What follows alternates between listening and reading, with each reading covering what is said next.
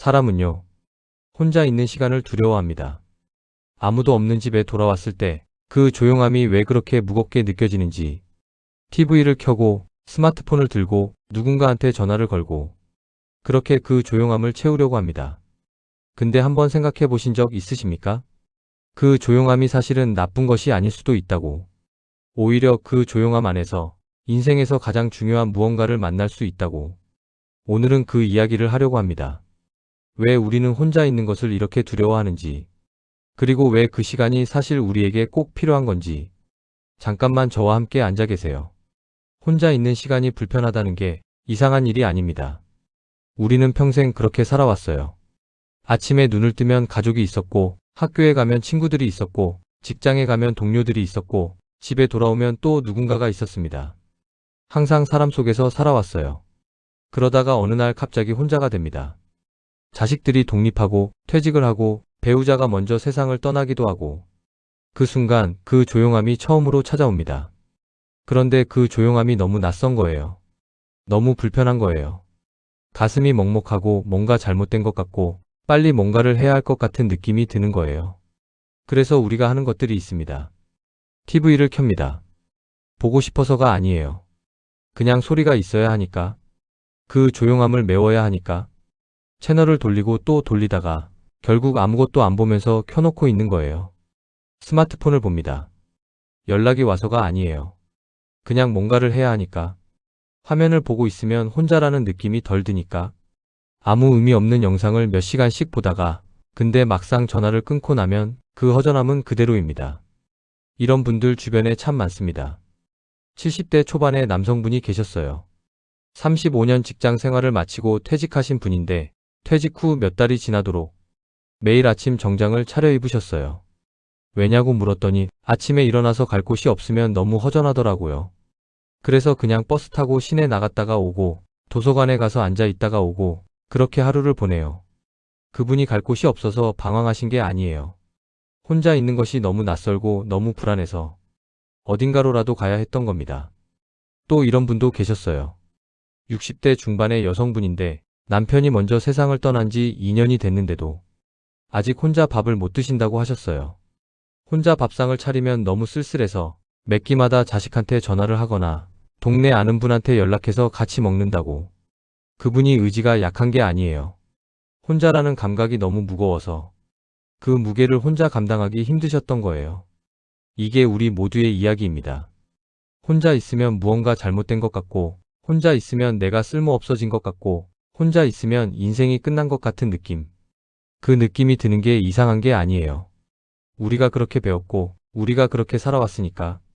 하지만 그 느낌이 진실이냐고 물으면 저는 아니라고 말씀드리고 싶습니다. 잠깐, 고독이라는 단어를 들으면 어떤 느낌이 드십니까? 쓸쓸하다, 외롭다, 불쌍하다. 대부분 이런 느낌이 드실 거예요. 그런데요, 고독이라는 건 사실 그런 게 아닙니다. 외로움과 고독은 달라요. 외로움은 누군가가 있어야 하는데 없는 것입니다. 고독은 나 혼자로도 충분한 것입니다. 외로움은 결핍이고 고독은 충만함입니다. 지금 우리가 두려워하는 건 외로움이에요. 하지만 우리에게 필요한 건 고독입니다. 생각해 보세요. 인생에서 가장 중요한 결정들 언제 하셨습니까? 사람들과 왁자지껄 이야기하다가 결정하셨습니까? 아니면 혼자 조용히 앉아서 생각하다가 결정하셨습니까? 아마 대부분은 혼자였을 거예요. 밤에 혼자 눈을 감고 이런저런 생각을 하다가 새벽에 혼자 산책하면서 마음을 정리하다가 혼자 조용히 앉아서 그 생각이 정리가 됐을 때 그때 결정을 하셨을 겁니다. 혼자 있는 시간이 없으면 그 생각을 정리할 공간이 없어요. 모든 시간을 사람들과 함께 소음과 함께 채우면 내 마음속에서 무슨 일이 일어나고 있는지 들을 틈이 없는 겁니다. 나무 이야기를 한번 해드릴게요. 나무는 겨울에 잎을 다 떨굽니다. 앙상하게 서 있는 모습이 얼핏 보면 죽은 것 같아요. 볼품없어 보이고 쓸쓸해 보입니다. 하지만 그 겨울 동안 나무는 뿌리를 더 깊이 내립니다. 눈에 보이지 않는 곳에서 조용히 깊이 단단하게. 그래서 봄이 됐을 때 더 풍성한 잎을 피워낼 수 있는 거예요. 혼자 있는 시간이 그겁니다. 겉으로 보면 아무것도 하지 않는 것 같고 멈춰 있는 것 같고 뒤처지는 것 같지만 그 안에서 우리는 뿌리를 내리고 있는 겁니다. 더 깊이, 더 단단하게. 이제 좀 더 솔직하게 이야기해 드릴게요. 혼자 있는 것이 두려워서 계속 피하기만 하면 어떤 문제들이 생기는지 5가지를 말씀드리겠습니다. 첫 번째, 외로움에 끌려 잘못된 관계를 유지하게 됩니다. 60대 후반의 여성분 이야기입니다. 오래된 친구가 한 명 있었는데 사실 그 친구를 만나고 나면 기분이 좋지 않았어요. 말끝마다 비교를 하고 자기 자랑을 늘어놓고 남의 이야기를 퍼뜨리고 그 친구를 만나고 나면 몸이 피곤했어요. 그런데 관계를 끊지를 못했어요. 왜냐면 그 친구라도 없으면 더 외로울 것 같아서. 그 친구가 없으면 연락할 사람이 줄어드니까. 그 비어있는 시간을 어떻게 채워야 할지 모르니까. 그렇게 계속 만났어요. 만날 때마다 상처받으면서도 혼자 있는 시간이 두려우면 이렇게 됩니다. 나한테 좋지 않은 관계인 걸 알면서도 유지해요. 불편한 자리인 걸 알면서도 나가요. 내 에너지를 소모시키는 사람인 걸 알면서도 연락해요. 왜냐면 혼자 있는 것보다는 낫다고 생각하니까. 그런데 그게 정말 나은 건지 생각해 보셔야 해요. 만나고 나서 더 공허한 관계라면 그건 관계가 아니에요. 혼자 있는 시간이 편안해지면 이런 관계를 끊을 용기가 생깁니다. 두 번째, 스스로를 이해하지 못하게 됩니다. 나는 뭘 좋아하는 사람입니까? 지금 당장 대답하실 수 있으십니까? 나는 뭘 먹을 때 행복합니까? 나는 어떤 순간에 진짜로 기분이 좋습니까?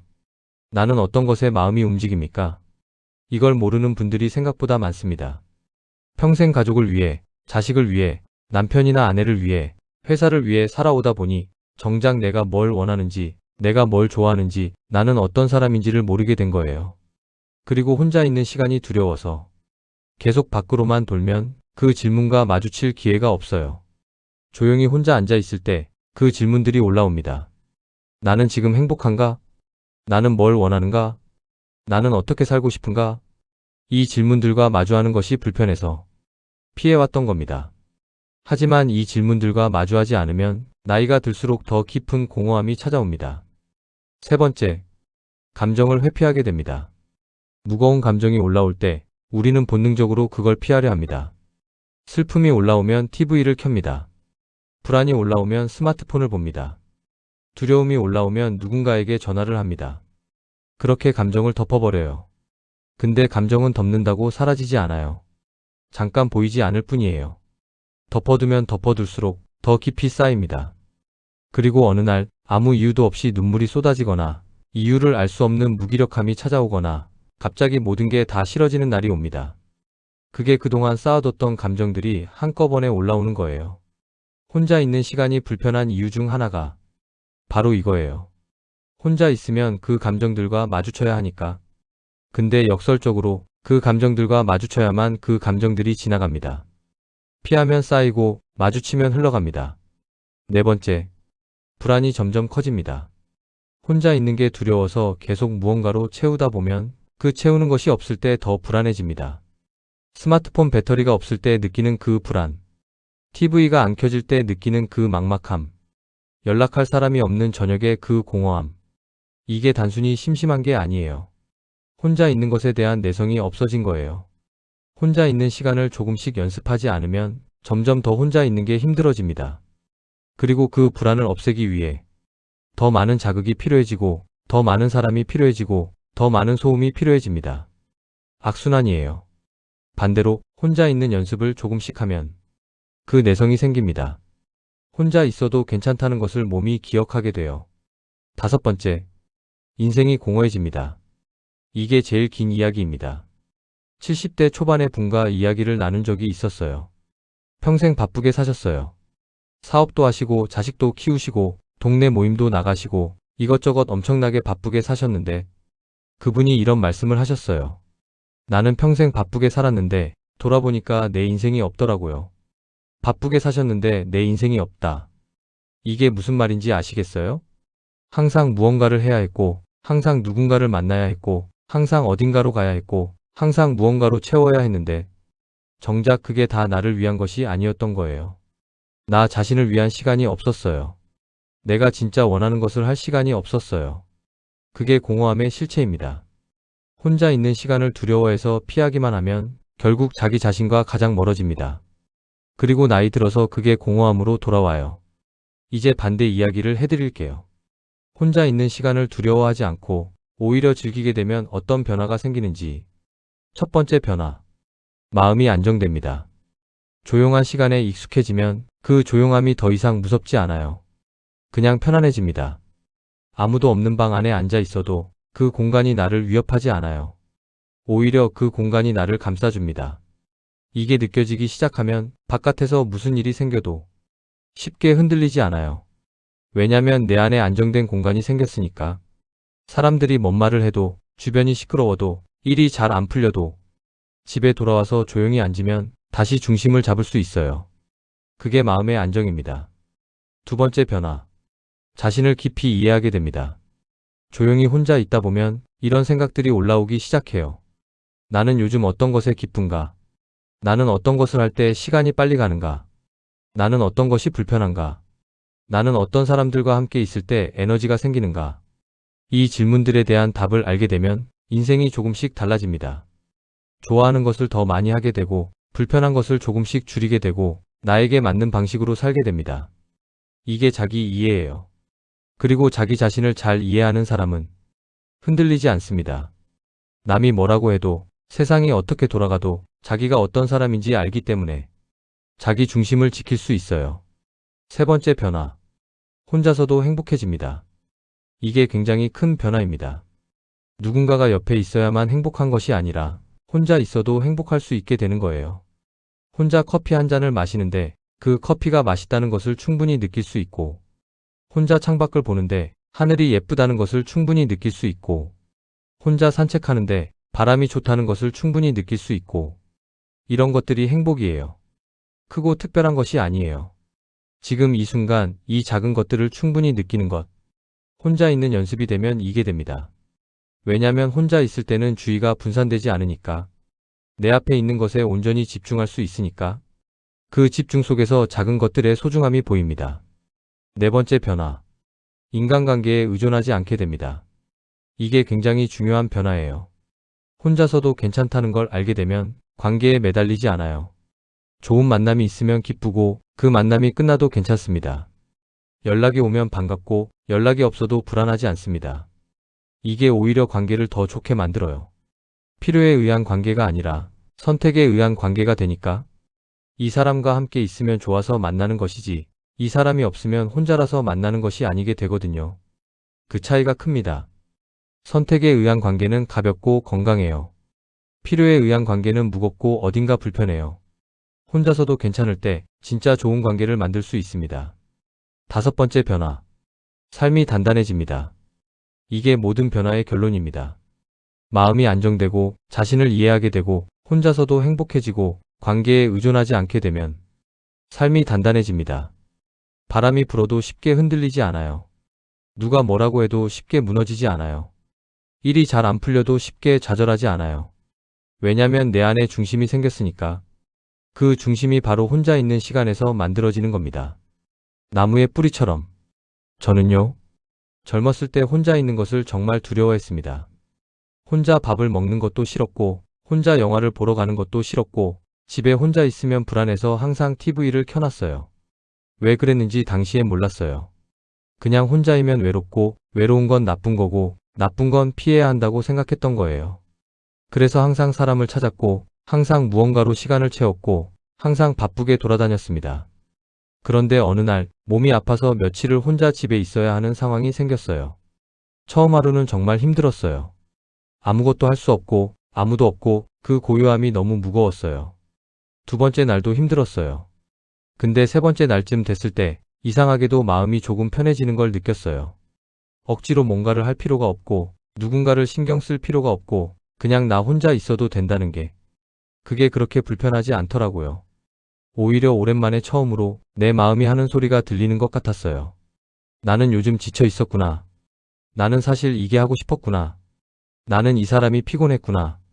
그 며칠간이 제 인생에서 굉장히 중요한 시간이었어요. 혹시 지금 이 이야기를 들으시면서 이런 생각이 드시는 분 계십니까? 나도 혼자 있는 시간이 두려웠는데, 나도 항상 무언가로 채우려고 했는데, 나도 정작 나 자신을 잘 모르는 것 같은데, 그런 분께 말씀드리고 싶어요. 그게 이상한 게 아닙니다. 우리는 그렇게 배웠어요. 바쁘게 사는 게 좋은 거라고, 많은 사람들과 어울려야 건강한 거라고, 혼자 있는 건 외로운 거라고. 하지만 그게 전부가 아니에요. 혼자 있는 시간에도 아름다움이 있어요. 고요함에도 깊이가 있어요.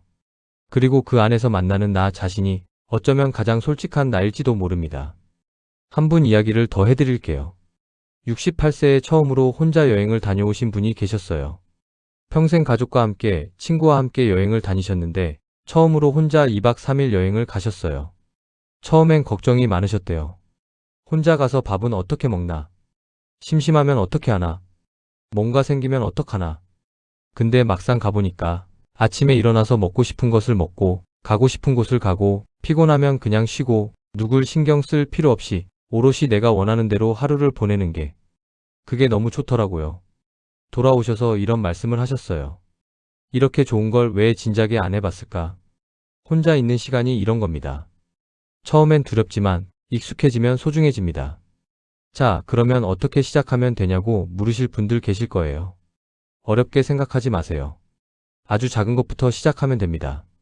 첫 번째, 하루 30분 혼자만의 시간을 만드세요. 매일 30분이면 됩니다. TV도 끄고 스마트폰도 내려놓고 그냥 조용히 앉아있는 시간.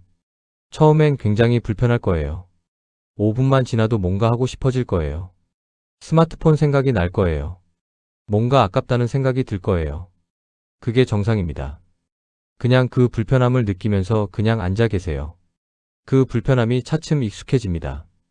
처음엔 5분이 힘들다가 어느새 10분이 괜찮아지고 나중엔 30분이 짧게 느껴집니다. 이 연습이 쌓이면 혼자 있는 시간이 두렵지 않아져요. 두 번째, 혼자 산책을 해보세요. 이어폰 없이, 스마트폰 없이 그냥 걸으세요. 발 아래 땅이 느껴지는 것, 바람이 어디서 부는지, 오늘 하늘이 어떤 색인지 그냥 느끼면서 걸으세요. 처음엔 뭔가 이상한 것 같고 뭔가 해야 할 것 같은 느낌이 들 거예요. 그래도 그냥 걸으세요. 15분에서 20분만 그렇게 걸어도 머릿속이 좀 맑아지는 느낌이 드실 거예요. 그리고 걸으면서 생각이 정리될 거예요. 별것 아닌 것 같아도 이 산책이 하루 중 가장 소중한 시간이 되는 분들이 많습니다.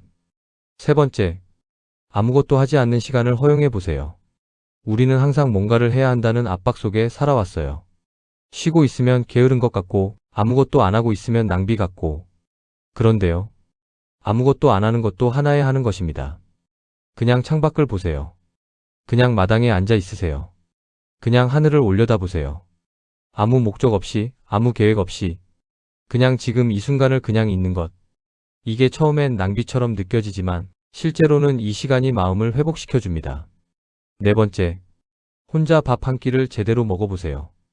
혼자 밥 먹는 게 쓸쓸하다고 생각하시는 분들, 한번 이렇게 해보세요. 정성껏 한 끼를 차려보세요. 내가 좋아하는 반찬으로 예쁜 그릇에 담아서 밥상을 제대로 차려서 그리고 천천히 드세요. 음식 맛이 어떤지 한 숟가락 한 숟가락이 어떤 맛인지 느끼면서 드세요. 이게 작은 것 같지만 나 자신을 대접하는 행위예요. 누군가를 위해서가 아니라 나 자신을 위해 밥상을 차리는 것. 그 순간이 얼마나 소중한지 해보시면 아실 겁니다. 다섯 번째, 나 자신에게 질문을 던져보세요. 조용히 혼자 있는 시간에 이런 질문들을 스스로에게 던져보세요. 나는 요즘 무엇을 할 때 제일 즐거운가? 나는 어떤 것을 오랫동안 하고 싶었는데 못했는가? 나는 지금 무엇이 부족하고 무엇이 충분한가? 나는 앞으로 어떻게 살고 싶은가? 답이 바로 나오지 않아도 괜찮아요. 그냥 그 질문과 함께 앉아 있으세요. 시간이 지나면 조금씩 답이 보이기 시작합니다. 그리고 그 답들이 모여서 내가 어떤 사람인지 어떻게 살고 싶은지를 알려줍니다. 그게 자기 이해의 시작이에요. 오늘 이 이야기 어떠셨습니까? 혹시 들으시면서 마음 한구석이 조금 울컥하신 분 계십니까? 그 느낌이 뭔지 저는 알 것 같아요. 혼자 있는 게 두려웠는데 그 두려움이 사실은 나를 얼마나 작게 만들었는지, 그 조용함을 피해 다니느라 정작 나 자신과 얼마나 멀어져 있었는지 그걸 느끼셨다면 이미 변화가 시작된 겁니다. 혼자 있다는 것은요. 아무도 나를 필요로 하지 않는다는 뜻이 아니에요. 외면당했다는 뜻도 아니에요. 인생이 끝났다는 뜻은 더더욱 아닙니다. 혼자 있는 시간은 나를 만나는 시간입니다. 평생 바쁘게 살아오면서 한 번도 제대로 만나지 못했던 진짜 나 자신을 그 조용한 시간 안에서 드디어 만날 수 있어요. 고독은 외로움이 아닙니다. 외로움은 누군가를 원하는 마음이고, 고독은 나 자신과 함께하는 마음입니다. 외로움은 결핍이지만 고독은 충만함입니다. 우리가 두려워했던 그 고요함이 사실은 우리에게 가장 필요했던 것일 수 있습니다. 이 나이에, 이 인생에, 이제는 나 자신을 위한 시간을 가져도 됩니다. 아무도 없는 조용한 방 안에서 창밖을 바라보며 차 한 잔을 마셔도 됩니다. 아무것도 하지 않고 그냥 앉아 있어도 됩니다. 그 시간이 낭비가 아니에요. 그 시간이 채움입니다. 마지막으로 이 말씀을 드리고 싶어요. 혼자 있는 시간을 즐길 수 있는 사람은 어떤 상황에서도 무너지지 않습니다. 왜냐면 그 사람에게는 언제든 돌아갈 수 있는 자기 자신이 있으니까. 어떤 관계가 끝나도, 어떤 역할이 사라져도, 어떤 변화가 찾아와도 조용히 자기 자신에게 돌아와서 다시 일어설 수 있으니까. 그게 진짜 힘입니다. 화려하지 않지만 가장 단단한 힘. 그 힘이 혼자 있는 시간 안에 있습니다. 고독은 외로움이 아니라 나를 만나는 시간입니다. 그리고 혼자 있는 시간을 즐길 수 있을 때 인생은 비로소 편해집니다.